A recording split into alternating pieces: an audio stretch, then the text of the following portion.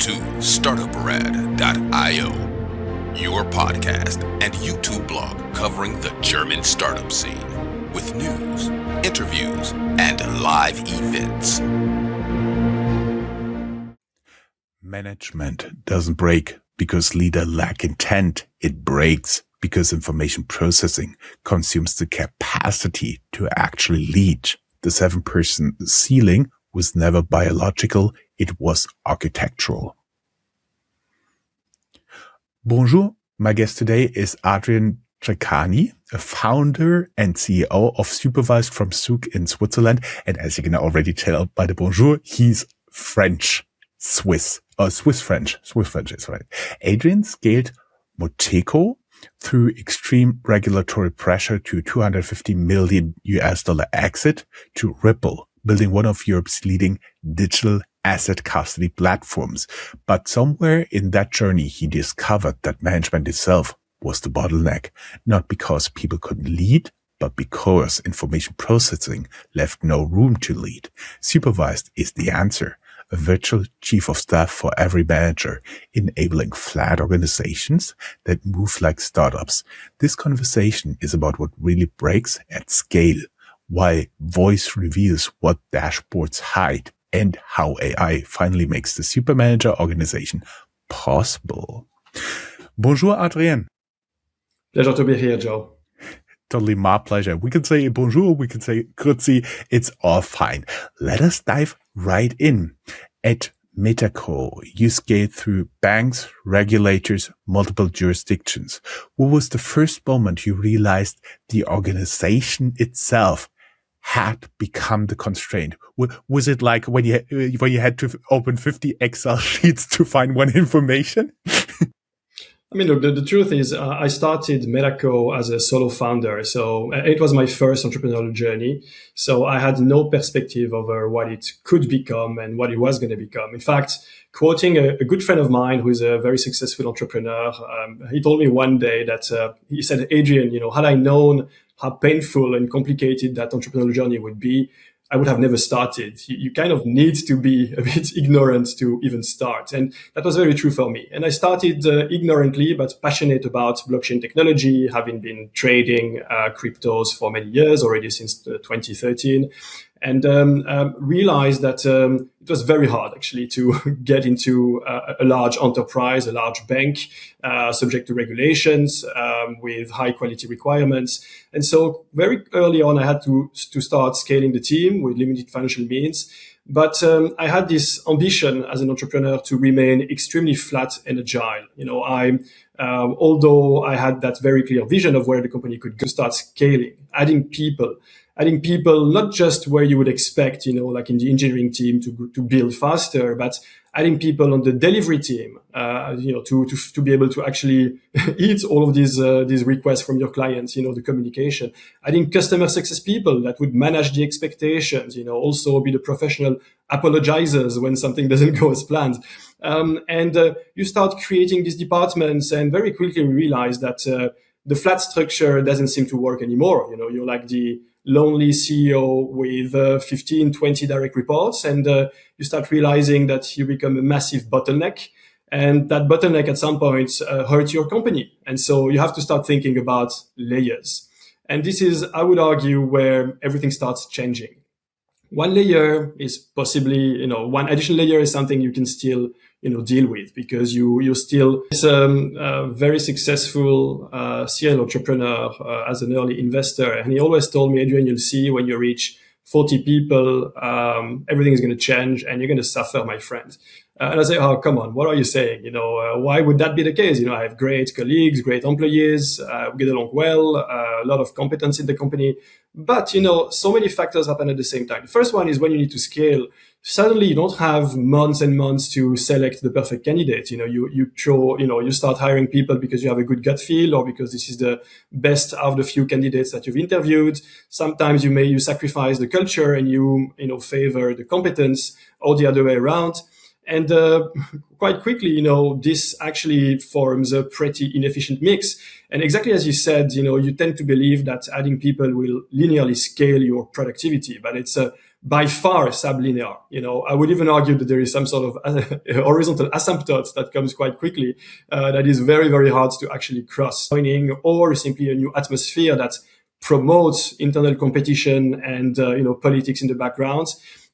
It can quickly become very tricky. And so, you discuss this with your board or you discuss this with experienced entrepreneurs, and they will tell you, hey, yeah, you need to start putting in processes, and you're like, no, I don't want processes. But yeah, you have to, start putting in place, I don't know, the most basic form of a process could be to put a CRM in place for your sales team, which obviously you want to start as early as possible in making decisions and progressing.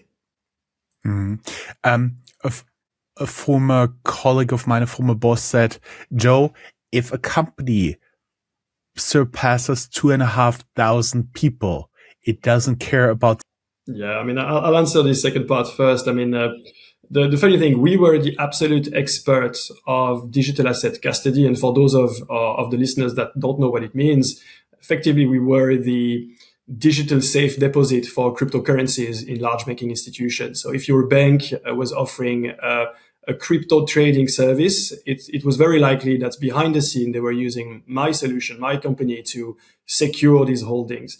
Now, even though we were the experts in this, I can tell you that for my own private cryptocurrencies, I was the most absolute paranoid person, not believing in my own actions in managing them, despite the fact I knew all of the theory, because it is so critical and it is so easy to make a mistake. And it also emphasizes how humans are imperfect. You might know the theory, but knowing the theory and having practiced it for many years does not immunize you against making a mistake by yourself. And this is why, as you grow as a company, you will always start thinking in terms of decentralization of risk. Even the CEO himself actually generally cannot do everything just by signing a document. It needs to be approved by a second party, perhaps by the board of directors. This is enforced typically by the charters of the company, by the shareholder agreements. But in the context of digital assets, this is enforced cryptographically, with cybersecurity infrastructure.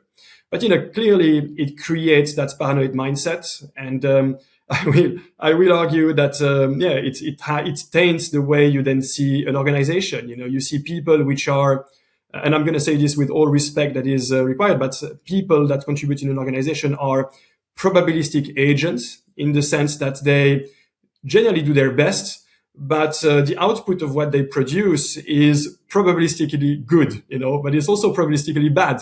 Sometimes it's just not what you expect. And so to get people to converge to a particular objective, to get the output that you want from your company, you need to create deterministic structure around this chaos. You need to make sure that your teams are converging to the ambition of your company. Yeah, sure.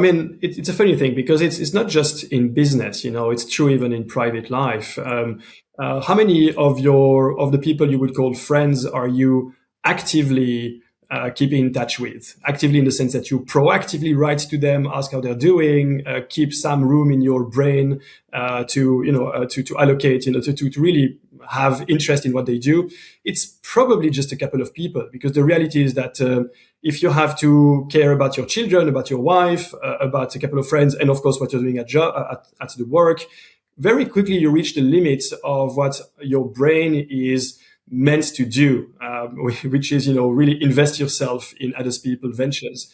And what is true in private life is very much true in the corporate life. You look at a team of whichever department, whether it's engineering, sales, product, delivery, legal, etc. Build that team beyond 6, 7, 8 people. And you start having a big drama. People stop communicating, or if they communicate, it becomes very inefficient. The manager of this team has a hard time about something that's happening in your team, writing information up and down again.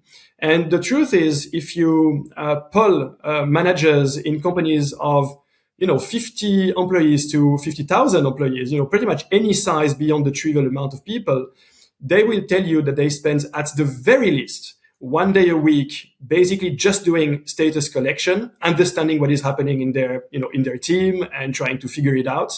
And in companies where, corporate structure has started to emerge as the dominant factor, like large companies with lots of processes, it can be that the manager is spending more than half of his time just doing that, writing information, filling up reports, supporting the processes of the organization, etc. And therefore, the truth is, the real dominant friction that you're facing when you want to scale a company is that one. It's information collection, information routing, satisfaction of the processes that the company has put in place. If you can automate it out, if you can say this boring part of my job is now, let's say, automated in a way that, of course, I'm still involved, but I can delegate it to a specialized party, I'm already able to scale way past 7 people, way past 8 people. There are companies which are good examples of this, like NVIDIA, where Jensen Huang is well known to have many more than 7, 8 reports. It can work, but you need the proper support. This support can be human-led. It can be that you have a chief of staff or a personal assistant or a series of personal assistants that will help you do that. But it can now be AI-driven. And I guess this is where Supervised, my company, is positioned today. Does it mean to give every manager a virtual chief of staff? Yeah, the basics of it is actually very simple, but I'm going to illustrate it with an example. The dream of a sales team in an organization is that they can rely on a properly populated CRM, a tool they use to track every deal that's currently being activated, the progress, the actions, etc. And in a perfect world, that CRM would have incredibly high quality information. And as a manager, you would just extract a report out of it every week and then make your decisions. In practice, the CRM, you can ask any company, always has garbage data. It's always outdated, sometimes by weeks or months. You can have deals that you were supposed to close, like a few months ago, which are still in the CRM and actually not closed at all, anything. And so the first step in resolving that management duty, which is indeed to understand what is happening and help drive the direction, is to be able to build, to collect and build and route that quality information in the same way you would if you were facing the person in your office or, in the kitchen having a coffee with the employee, but without having to do that synchronous meeting every week that is low value added, that both sides feel is a bit of a waste of time. And how do you achieve that? Well, you create an intermediary. You add that intermediary. That intermediary could be, again, some sort of a personal assistant, but personal assistants are very expensive. Let's call it chief of staff. It's very expensive and it's hard to scale at the level of every layers of your organization. So let's call this chief of staff now an AI that actually is able to speak as voice to the organization. Now, of course, having that context is not enough. Then what you want to do with it is route it to everyone that needs it. It might be much more than your direct manager. It might be that you are the engineering team that needs to share information with the product team, or the product team that needs to share information to the sales team. Potentially, it is even the CEO sharing information downstream to the employees about the company direction. And so once you've achieved that routing of information, then comes decision making. Then comes, I'm a manager. I see there is something happening. I understand because my AI is flagging to me that there is a risk or a need for my support. And then can I activate the face-to-face with my employee and the discussion and the investigation? And then can I start using the tool to formalize my decision and push it downstream? By having this automation, what you're actually achieving is that you are delegating to an AI. Coming back to my example before with the CRM, where the data is always incomplete and outdated, whatever policing process you put in place, that's not just true for CRM. This is true for all of the reporting you can think of, from basic Excel sheet filling to HR surveys, to delivery project supervision. Data is never accurate, whichever tool you use. And that's truly because there is this friction. Everybody hates writing things on a keyboard. You've already had a very painful and long day. You've already discussed with 20 different clients. Why the hell would you take, time on your dinner, which you well deserve with your wife, to report things in an Excel sheet? So if you have to do it, you will do it, but you will be very minimalistic in doing so.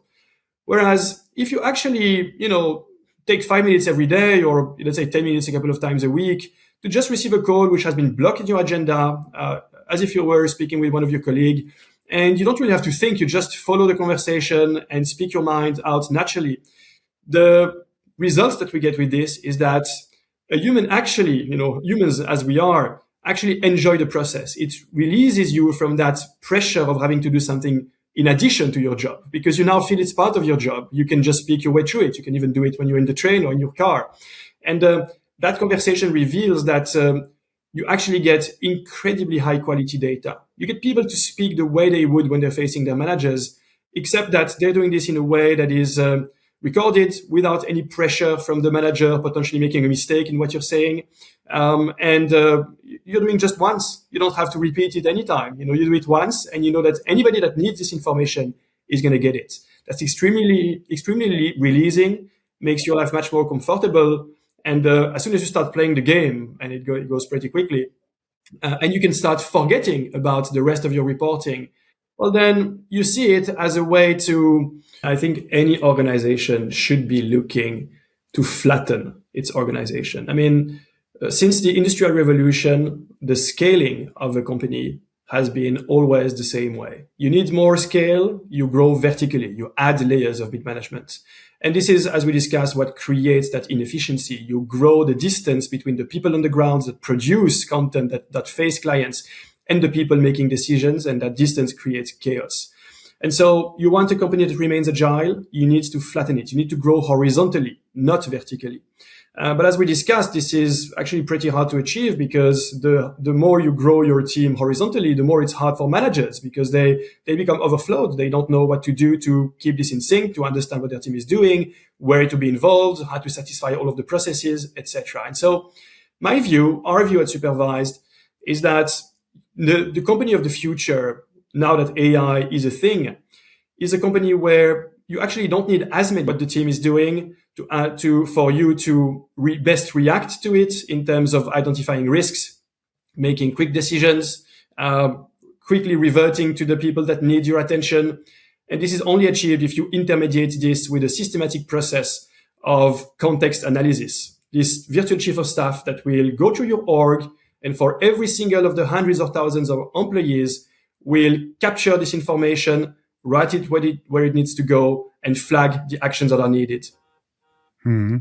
You just talked about an org chart here. If managers can lead something like 30 people because AI handles the operational overhead, what happens to those organizational structures? And just a side question, are you afraid there will be more operational? I think it is important to realize what are the limits of AI. If you follow the marketing posture of the largest AI companies on the market today, you might be tempted to believe that we are about to get into an post-AGI world where AI is superior to humans in pretty much every intellectual matter. And for certain things like summarizing texts and extracting certain kinds of outputs out of a text, AI is pretty damn good. For producing things like pictures, videos, etc., also pretty damn good. However, for reasoning with a little bit of common sense, AI is still an incredible disaster. And I have to say it because you don't realize how big of a disaster it is unless you've truly played with it professionally and tried to build something. AI is not mature yet. It is extremely unstable in the way it makes decisions. And if you truly delegate the most human parts of your job, of your work, you can be facing disaster. And I'm not surprised actually that we start seeing statistics about the success rate of pilots in large enterprise, and they are actually not so good. Most pilots fail to deliver the value that they hope to deliver. The reason for this is that you have to make sure that the friction to use this tool is very low, because we as humans don't like to change our habits. But we also have to, give a pretty high level of confidence that the automation that you're putting in place is going to lead to the right results most of the time, because as humans are imperfect also in nature, but it is supposed to be the job of a company, or the role of a company, to find the best of us, to contribute to the best positions in the company. So that this is a bit of a personal story that I will share here. But the first thing, the good side, once you've sold your company, your credibility changes dramatically. Like even when you're not supposed to be truly expert on a specific topic, because you've succeeded at creating, growing, and selling a company, you've closed the cycle. People start giving you credit for pretty much anything you say. It doesn't mean that everybody will believe you. You always face critics, but it's to a certain degree, you have even more credibility than if you had just grown substantially a company and you were just remaining as the CEO. It's almost like you've closed the full cycle. And so it means that many of the fights that you were going through before to just meet a client, meet a senior person of a prospect at a prospect company, or to meet an investor, to seduce an investor into investing in your business. This is such a hard thing for first-time entrepreneurs. It doesn't mean it's impossible. If I'm still here today, is that it is possible, but it's very hard, very time-consuming. There is massive rejection. So you have to be extremely resilient, because, 9% out of 10 are going to reject you, say no to the meeting. Or like a business, you have to start optimizing. You have to potentially start hiring people to help you manage what you have. You have to be thinking about taxes, about lawyers, about where you potentially multiple residences. Are you going to maintain them and optimize all of this life? And, I'm not going to complain. This is generally coupled with a lot of comfort that you never thought you might have. But this is, it means you now have a company as a private life. You have to start thinking about your decisions much more seriously, not just on the business side, but also on the private side. And initially, it's a bit of a shock. And it also comes with changes in the way people interact with you. You still feel like you're this genuine and, humble entrepreneur that, has suffered for many years in bringing what he achieved. You still feel like you have everything. I understand. And also you may have to decide what's important in your life, where you put your time, developing a personal strategy. I think that there's a lot of questions we now leave aside, but I was wondering, when this goes out, the press release goes out, a few days, and people are coming, calling, emailing, there is a lot of noise. How do you filter that for the few important signals? Do you also use your AI? No, I will. At some point, you have to take your duty seriously, and you have to be doing that effort. I mean, for the exit of Metaco, I'll be honest with you. This is something that I believe a lot of entrepreneurs go through. But when you have faced so many years of successes and failures, very big successes and very big failures, your brain starts to filter this out and makes you a little bit of a sociopath, if I can say. Like you're less excited by success and you're less, depressed by failure.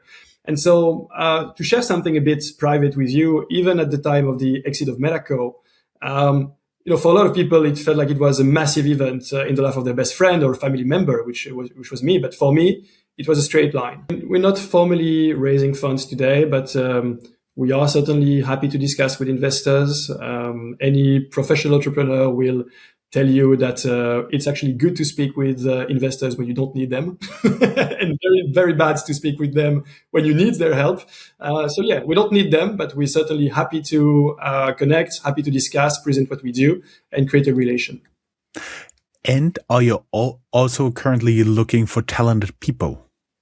Oh, absolutely.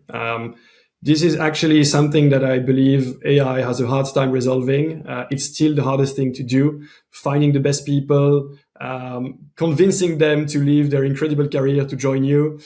So that was Adrien Treccani, founder and CEO of Supervised. We discussed leadership at scale, the limits of hierarchy, and why voice remains the most underutilized asset in management. You can find Supervised at supervised.ai and Adrien on LinkedIn. We'll also link the career website for the last question. That was a conversation about signal over voice.